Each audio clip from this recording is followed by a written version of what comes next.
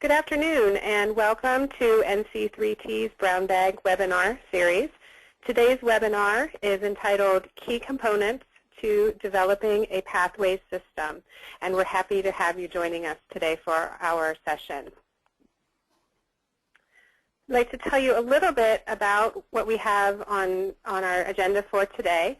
I'll spend a moment telling you about NC3T, and then I will introduce today's presenter, Hans Meeder, who will talk about the purpose of today's session and then give us a great overview of pathways, talking about the challenges and promise of pathways, defining pathways and systems, exploring 4 components, subcomponents, and design elements. And then finally, we'll have time for questions and answers at the end of our session today. So I encourage you, as we go through our session, if you have comments or questions, please add those to the chat or the comment box so that we can monitor those and share those with our presenter at the end of the session. To tell you a little bit about the National Center for College and Career Transitions, or NC3T. We are a consulting firm, and we work on facilitating sustainable partnerships among regional K-12 school systems, post-secondary institutions, employer organizations, and with economic and workforce development. We work with schools and organizations across the country, and we help to foster partnerships that work together to prepare youth and young adults for skilled careers. And in doing so, we aim to build a more prosperous community. Some of our services that we'd be happy to speak with you about offline if you would like to contact us. Through the Association for Career and Technical Education, ACTE, we are offering the CTE Clinic, which is a series of services that are designed to grow and to promote healthy programs. And you see there on the right-hand side of your screen some of the initial services that we are offering. And we also have some publications available, notably the Employer Engagement Toolkit, which is a great resource that includes practical advice on how to establish and maintain effective business and industry partnerships. We also have the STEM Leader Guide, tips on how to build a STEM culture within your school. Those are available on the NC3T website under the Resources tab. And we also have a new guide in development related to pathways development and improvement. So please be on the lookout for that as well. So about today's presenter, as I mentioned, we're very fortunate to be joined by Hans Meeder. He is the president and founder of the National Center for College and Career Transitions. And he is a recognized expert in career technical education and STEM education. He's conducted research on these topics, authored numerous reports, articles, and books, and he has served on advisory committees for state and national organizations. He has also presented keynote addresses and workshop presentations.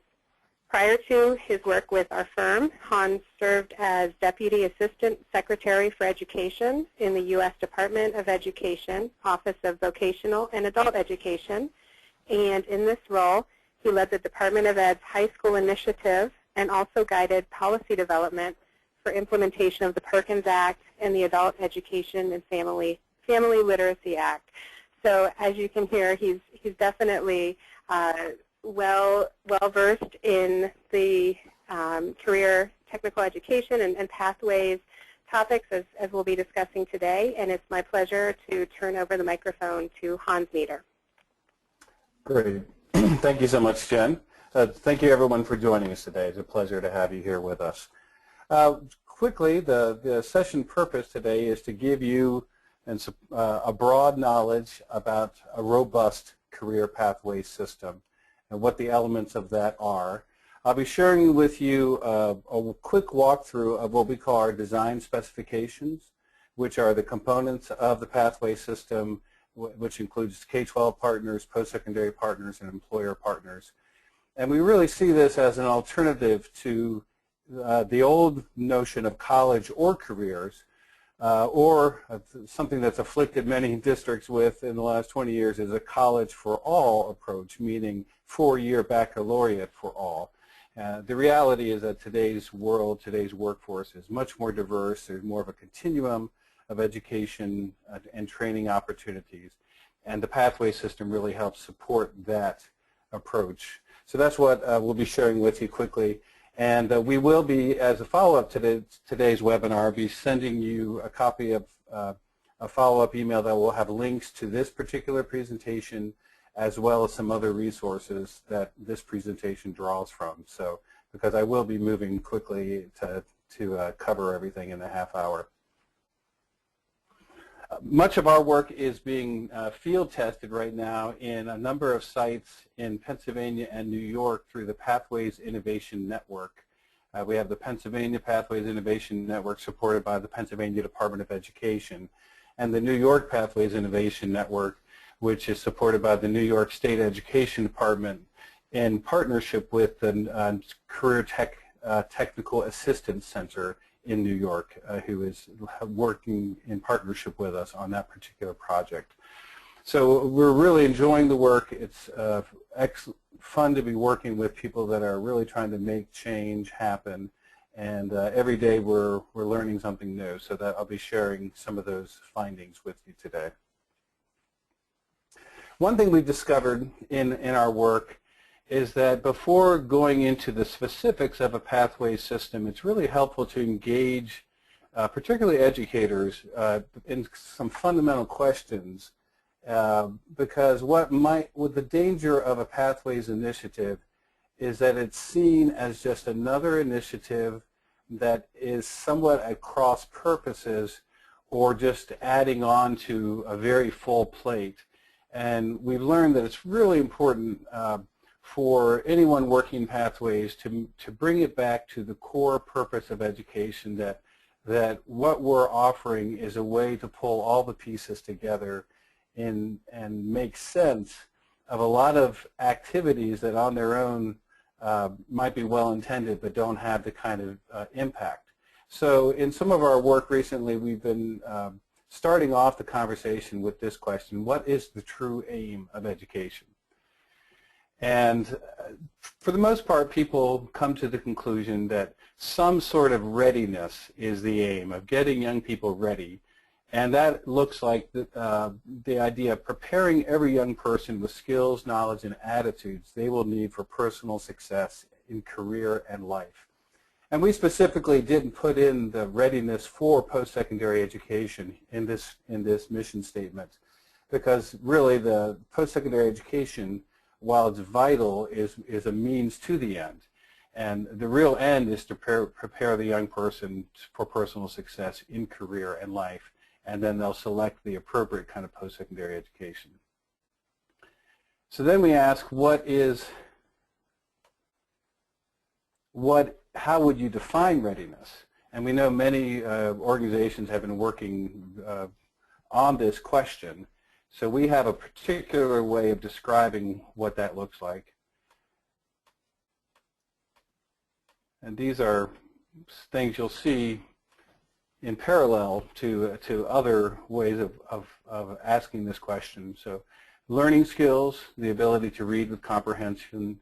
Adaptive learning is to be able to read and learn new information, particularly in the workplace. This is a very important skill, adaptive learning. Communication skills, thinking skills, logic and problem solving, creativity and innovation.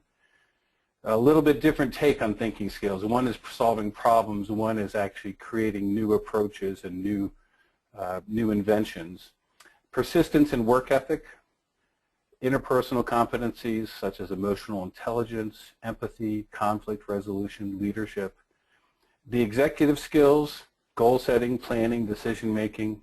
And we all know students who are very academically capable but didn't have executive skills, so they underperformed in school. Particularly, this can be a problem at post-secondary education if the student doesn't have good, well-developed executive skills.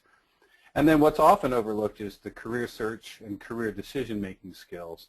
that help a student figure out what career direction they want to pursue and how to navigate their career. And then civic awareness and commitment. So then we ask the question, in today's America, as defined by policy and tradition, so policy is certainly framing things, but policy in some ways reinforces traditional approaches to education. Which of the following is education designed to develop? And when you look at this list, most people would agree that the testing regimen, the curriculum focuses mostly on learning skills, communication skills, thinking skills. And for the high achievers, they kind of inherently are getting persistence and work ethic. They're developing interpersonal competencies and executive skills. But that isn't really often built explicitly into the curriculum. And then the career search is often overlooked, the career decision-making skills, and the civic awareness and commitment is often overlooked. So what we are challenging, particularly education leaders, to think about is, can we reframe education so it's not just focused on curriculum and on tests relating to those curriculum, but really focused back to a student-centered approach, and that the pathways approach is a way to help you focus on these other competencies that we all intuitively know are really important, but are often left out of the policy and the testing regimen that we have right now. So most of what I'll be sharing in the next few minutes you can find in detail in this document that's on our website called The Promise of Building a Pathway System. And that essentially lays out the challenges in education and workforce, the promise of pathways and the research base behind that, and the process for developing a pathways partnership. So I'm not going to go into some of these things very in detail right now because I want to focus specifically on the components of the pathway system. But what we talk about here are challenges that I'm sure everyone on this webinar today are very aware of. Underprepared young adults, declining student engagement, particularly we see that decline accelerating from elementary school to middle school to high school. Even though our graduation rates have been inching up over the last few years, which is great news, there still are a lot of students who don't make it through high school, who could, but for a variety of reasons are dropping out. In terms of international assessments of student achievement, student thinking, and problem-solving skills, the U.S. is at kind of the middle point at best. We know that the jobs of today require more post-secondary education and training, but that a lot of students really aren't prepared for that higher level of education. We also know that there's a mismatch at the post-secondary level where some students are getting probably more education than the market actually requires, and then a lot of other students aren't getting any kind of specific skills or good post-secondary education, or that maybe they're dabbling in post-secondary education but they're dropping out and not really having any tangible set of skills, so that by age 27 only about 40% of American young adults have a degree or a credential that shows that they have marketable skills. Then there's the skills mismatch, where we have about 3 or 4 million chronically unfilled jobs because the skills that are required for those jobs aren't being matched up to those who are looking for work. And then part of the cause of that is weak career counseling, career development at the school level, and weak career awareness among young people. And all of these things lead to a level where the U.S. is considered not as competitive as it has been in the past.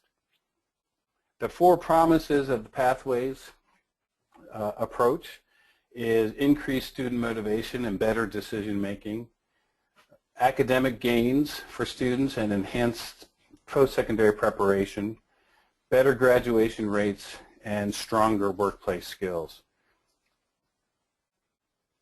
So first thing, before we go any further, I wanted to take a poll of those of you who are on the call today. And if you are in a school or a school district or college, could you just tell us what percentage of your students would you say are enrolled in a pathway program of study, meaning they're a thoughtful selection of courses based on some career or themed interest versus just taking a set of electives kind of randomly. And so we have the percentages there. So We'll just see among those who are on the line today, if you are at a school district or college, what percentage of your students are enrolled in a program of study.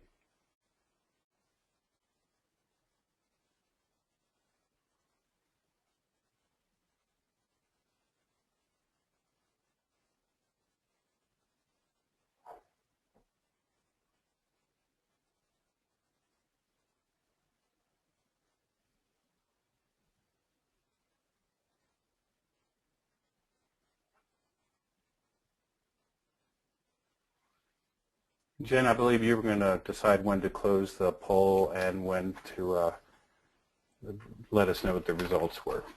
Sure. Could we ask everyone to get your final votes in on this poll? I'm going to ask my colleague Candace, are you able to see the percentage of folks who have entered a response? Yes, it looks like Jen, I can see that. It's not that many people. Okay. But it may be that some of our people on the line are not necessarily school-based people. Okay. Just take one more second. I'm not able to see that, so if someone could reveal that when we close the poll. All right. I think we can go ahead and close the poll. Thank you.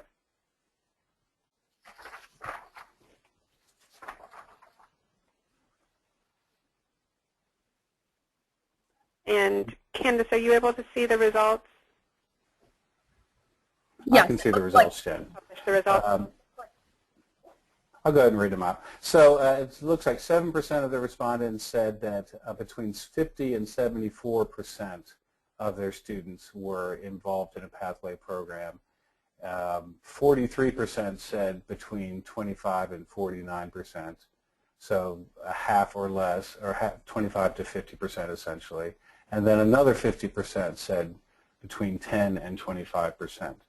So there's no one on today's call that has the large majority of their students involved in a pathway, and about over 90% have less than half of their students involved in a pathway program. Okay, that's very helpful. Thank you. So the Pathways vision, as we have articulated it, is that every teen would have a dream and a plan, and that's really the mission of our organization.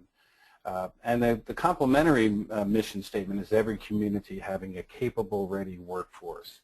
So we don't see Pathways as just an education reform. We don't see it as just an economic or workforce development reform, but really as jointly addressing those challenges. What's working? The pathway models works in both urban, suburban, and rural settings. I won't be able to spend time explaining these in any great detail, but most of you probably know about the work that happened with academies in Nashville, Tennessee, with the Academies of Nashville, which is a large school district dealing with a lot of issues of urban poverty and seeing significant improvements in their graduation rates and student attainment, and then that broad set of skills being developed in students that we all agree are important. Another example of a Pathways model is Lake Travis High School in Austin, Texas, and they have organized their school. It's a very large school. They actually have two campuses that share some of their programs, sports programs, arts programs, but they've organized into institutes based around these career themes, and every student is selecting courses based around their pathway theme and then engaging in community-based experiences, employer-based learning experiences around those career themes. And that's a very affluent school district, so they're not really resting on their laurels. They're trying to make sure students get the maximum opportunities. In terms of a rural setting, I just had a site visit to Mountain Home, Arkansas a few weeks ago, and saw a medium-sized school in a small town in North Arkansas that is organized around 3 career academies. They have very extensive community involvement with mentoring. About 100 volunteers are mentoring in the school. They do it in an organized fashion on Wednesday mornings. Every student is selecting courses based on their pathway area of interest.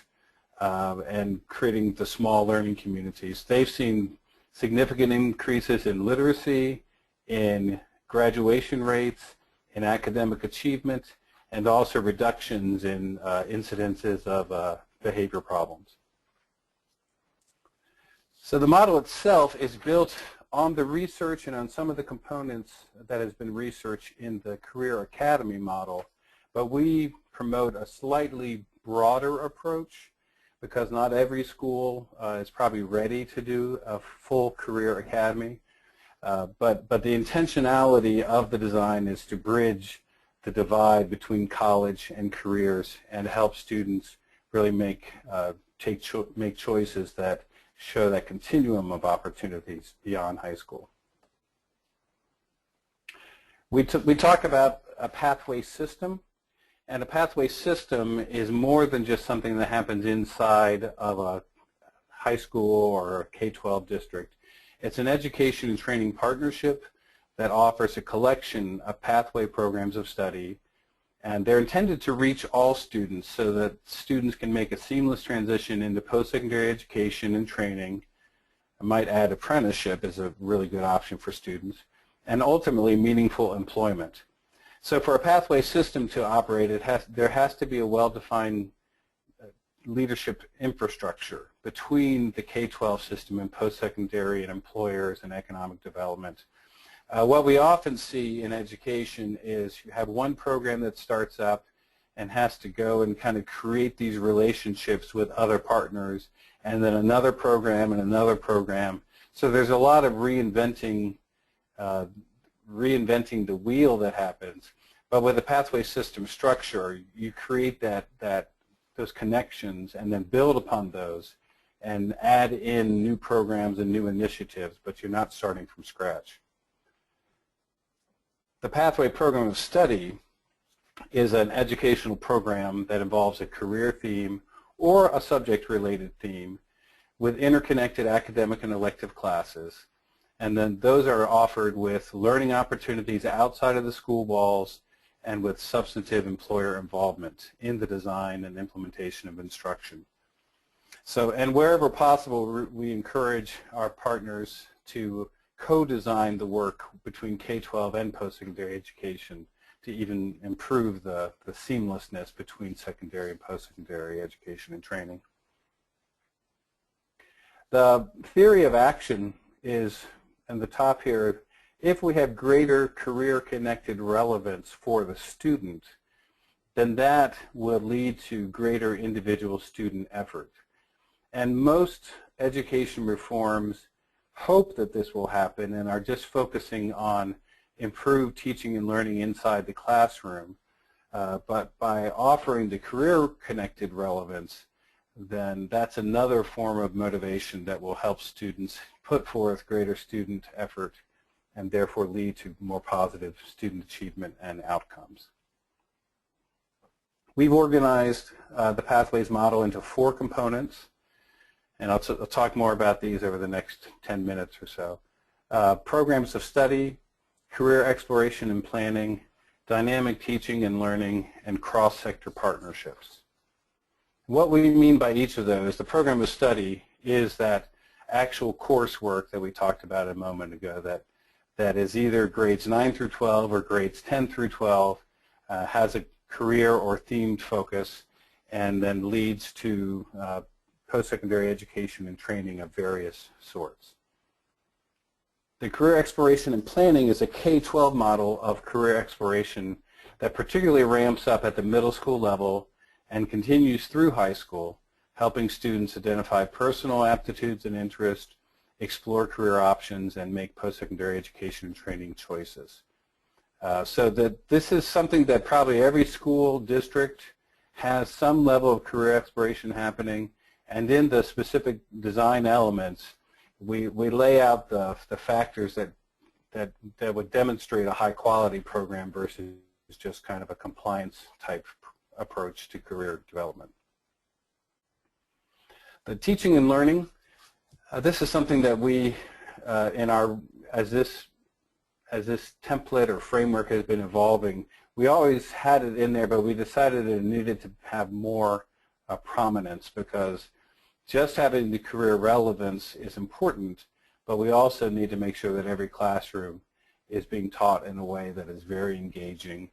And even career technical education programs that some of us have seen might be teaching standards that are industry-based, but the way that they're being taught may not be as engaging and may not be developing the logic and thinking and problem-solving skills that people are going to need in the workplace. We can't just teach a set of processes. We have to help young people be adaptive learners and know how to deal with unforeseen challenges that might happen. So that it requires all of teaching to become more problem-based, more project-based, more inquiry-based. And then finally, the cross-sector partnerships. Again, this is something that you don't want to just assume will happen. It's interesting, in the Perkins Act itself, there's kind of an assumption in the programs of study that secondary and post-secondary will collaborate. But the description of programs of study doesn't actually require specific collaboration to happen between secondary and post-secondary. So if it happens, it's kind of by chance, by good luck. In the work that our communities are doing, we're trying to help them make the choices and develop the process so these partnerships will be ongoing and sustainable. What we've also done is take the Department of Education's 10 components of rigorous programs of study and crosswalk that with these 4 components. So within the subcomponents, those actually match up to the Department of Education's 10 components. And we find that was a really helpful to us in strengthening the quality of these design specifications, but also to eliminate any possible confusion for people in the field that are hearing about different sets of standards and guidelines. So I will then take you through just a quick overview of the actual design specs, and we'll make this available for you on the website by, I believe, at least by tomorrow. So, and for each of these, it's a good kind of helpful set of questions to ask. Where are we on each of these components? Is there any evidence that we're doing this work? Are we in a planning phase? Are we beginning to do implementation? Or is this piece partially implemented, or is it fully implemented? So in a short amount of time following the posting of the design specs, we will also be creating a workbook that kind of helps teams take the design specs and then ask these questions and then do goal setting around each of these components. So I'll take a moment and talk about the programs of study structure.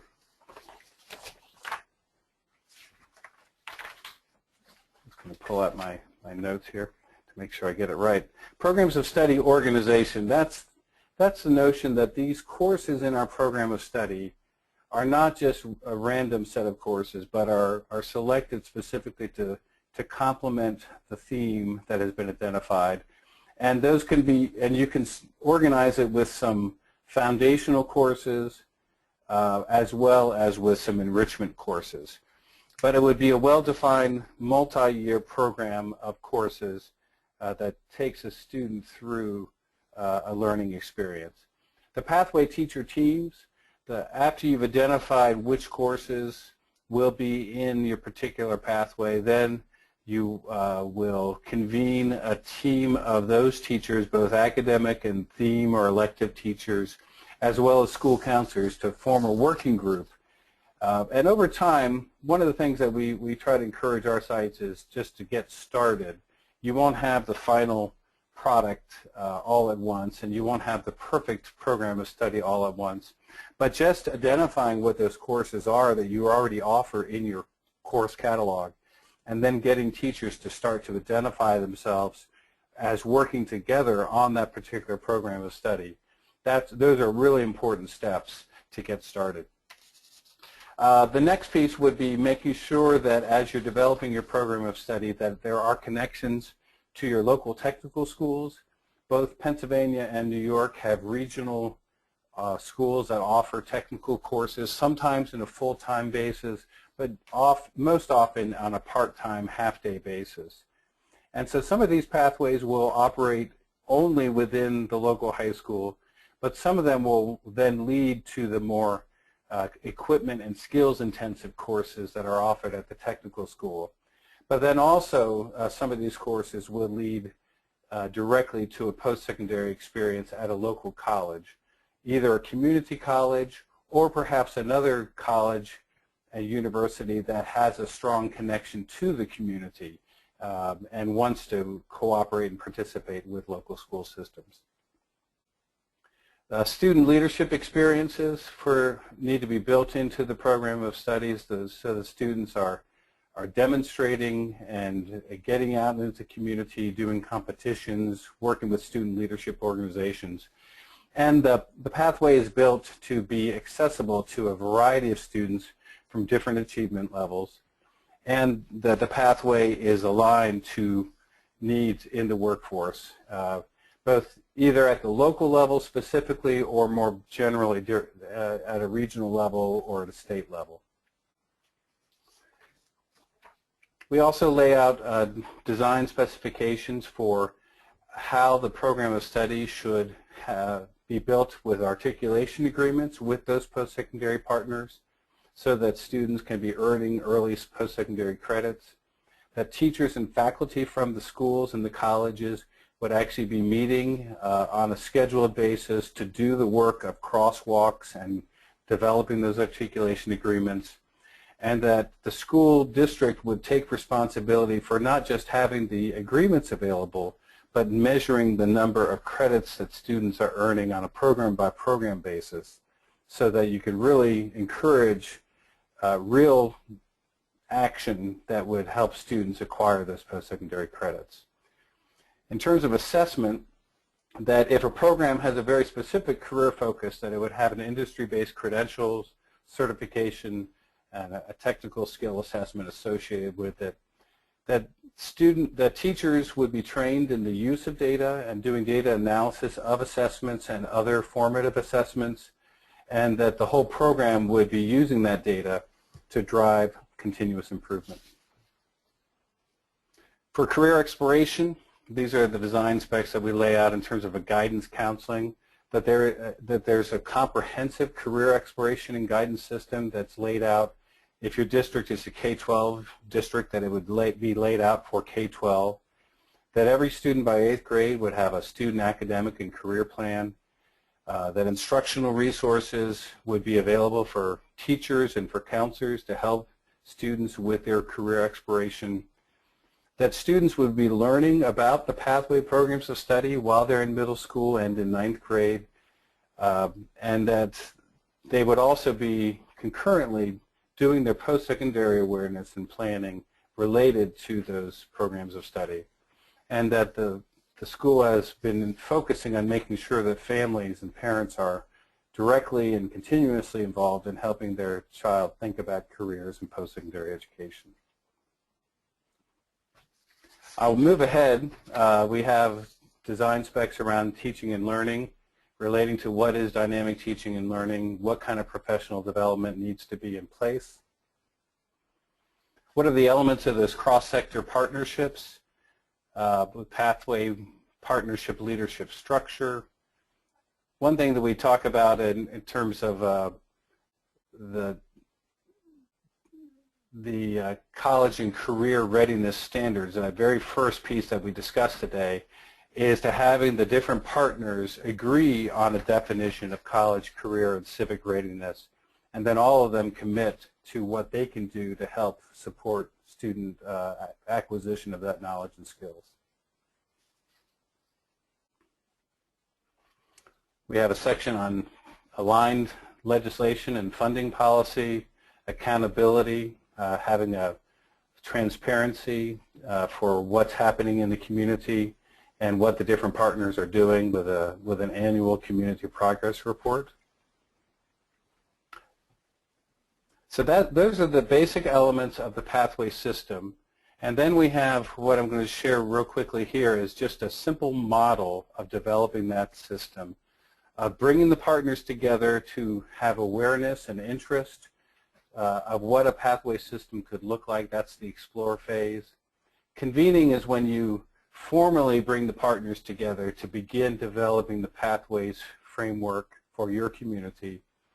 The envisioning phase is when you actually plan what your system will be, taking these basic frameworks and design specifications and customizing it at the local level.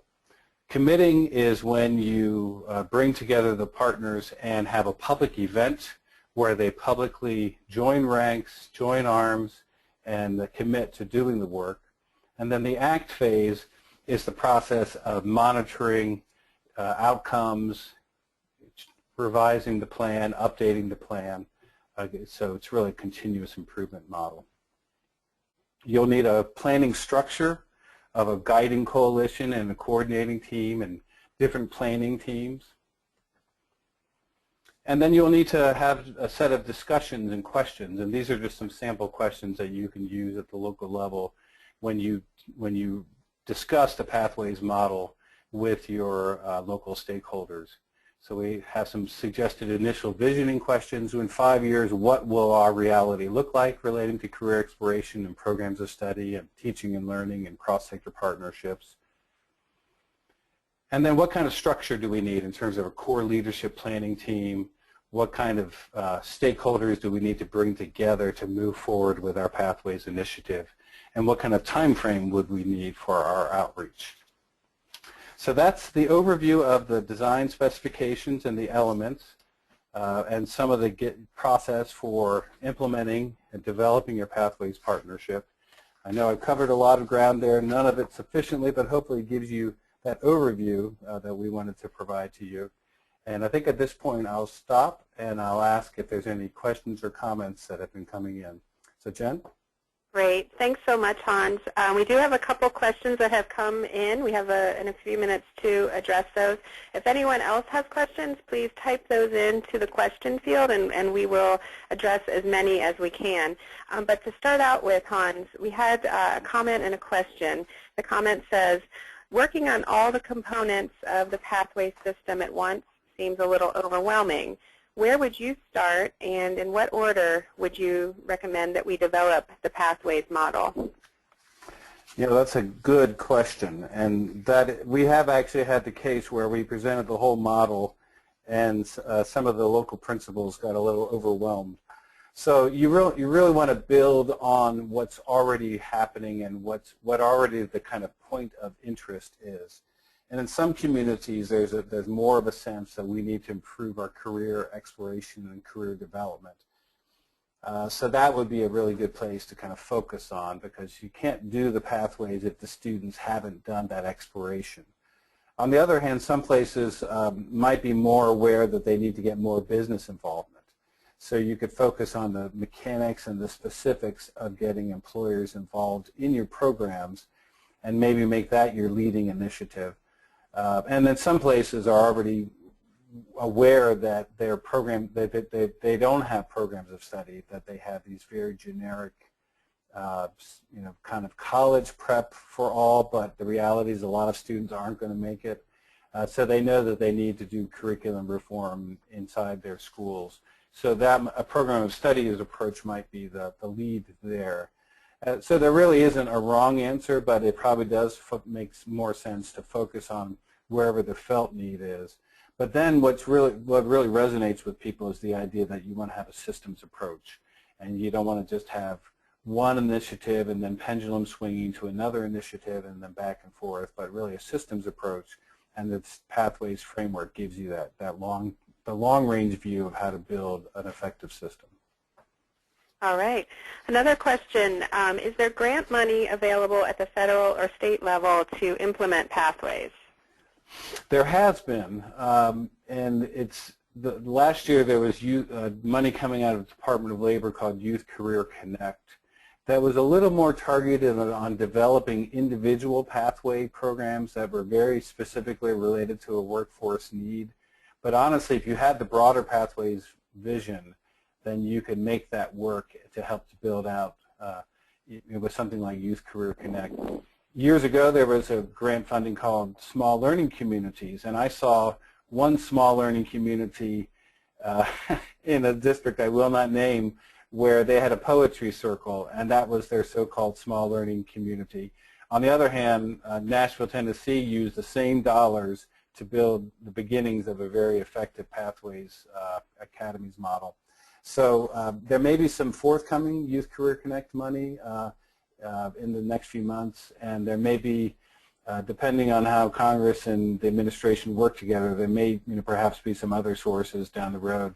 I would kind of defer on that particular question to some of our experts at ACTE and the National State Directors Association, but that's what I know about right now. Okay, and unfortunately we just have time for one more question. That is, when schools begin to implement the Pathways model, do you see a decline in fine arts or foreign language? If so, how is this handled? There is a great deal of fear in my district that these courses would disappear. That's again a very good question. What we've done, the first step that we found really kind of opens up the dialogue, is to take your course catalog and identify the courses that you already have. And a foreign language set of courses could actually be the basis for an international diplomacy and international economics program. Fine arts, we suggest that you have, for those students who are really committed to the arts, performing arts, that you have a fine arts / entrepreneurship pathway, because not just the performing side of it, but the business side of it. And any of those business skills are going to be completely transferable. So you can take the hook, which is the artistic interest, but also then bring in the career development and the business entrepreneurship set of skills and knowledge. So we really believe that for the Pathways model to work, you're going to have a very wide variety of types of pathways, and not just those that are very occupationally specific, but some that are more thematic or foreign language and incorporate foreign language and the fine arts and performing arts. All right, thank you. Unfortunately, we are almost at the end of our session today, so I would like to thank our presenter, Hans Meeder, for the valuable information that he shared with us today, and we hope that you enjoyed today's session as well. We did record the session, and it will be posted on the NC3T website in case you would like to review it or share it with a colleague. We encourage you to do so. And I'll just mention briefly that our webinar for next month will take place on March 18th, and the topic for that session will be meaningful career exploration. We'll have 3 high schools sharing their successful career exploration practices, and this will be really an engaging session, so we encourage you to register for that. The link to register is available on the NC3T website, and we'll also include that in the follow-up email that we send to our audience. Finally, we'd like to ask you to help us out with filling out a brief question survey that we'll send via email so that we can get some feedback on today's session. And we always encourage you, if you'd like to connect with us or learn more about developing or strengthening your Pathways system, or perhaps talk about becoming part of a Pathways Innovation Network, please do feel welcome to reach out to us. You see Hans's information is on the screen, and there's also several different ways that you can connect with us via our website, newsletter, and our blog. So we thank you for attending our webinar today, and we look forward to connecting with you again in the future. Thanks, everyone.